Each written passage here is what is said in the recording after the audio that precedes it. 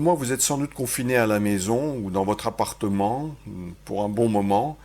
Et dans ces circonstances un petit peu particulières et même très particulières, je me suis dit que j'aimerais bien partager avec vous quelques lectures bibliques et méditer dessus de manière informelle, tout à fait naturelle, sans avoir fait énormément de préparation, mais je voudrais partager quelques pensées qui me viennent à la lecture de certains textes, parce qu'il est certain que c'est justement dans ce temps de confinement qu'on a le temps et l'opportunité de revenir sur soi et de faire le point sur beaucoup de choses.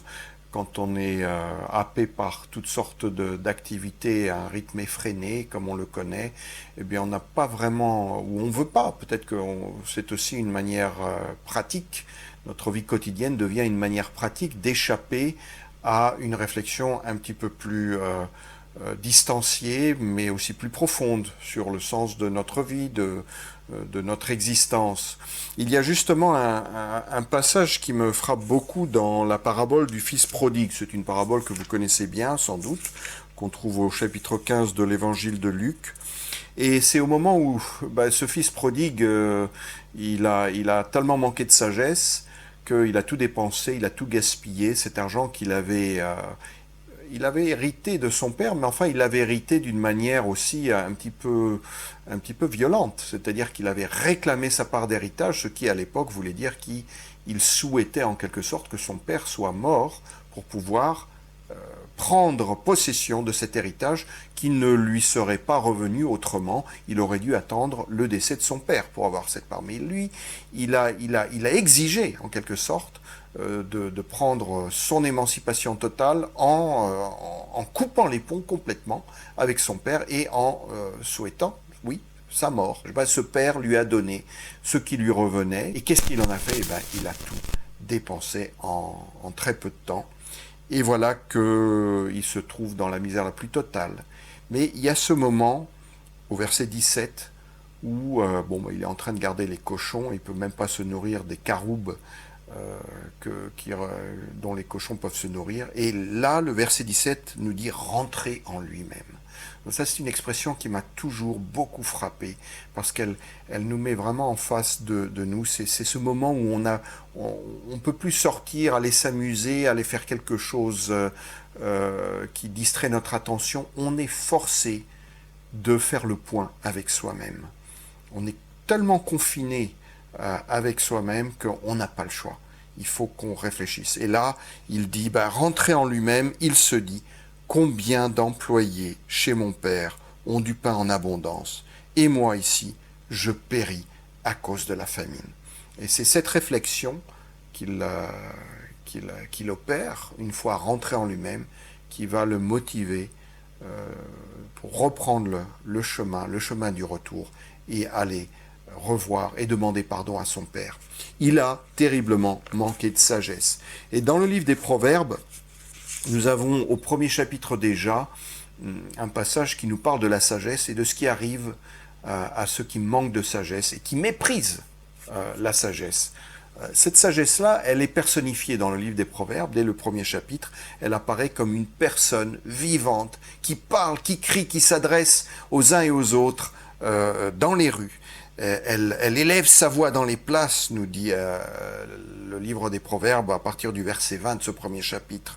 La sagesse crie dans les rues, elle élève sa voix dans les places, elle crie à l'entrée des lieux bruyants, c'est-à-dire que oui, c'est là où le fils prodigue se trouvait, il était dans les lieux bruyants avec les copains, les copines, les prostituées, les uns les autres, à claquer son fric, pour le dire de manière un petit peu vulgaire.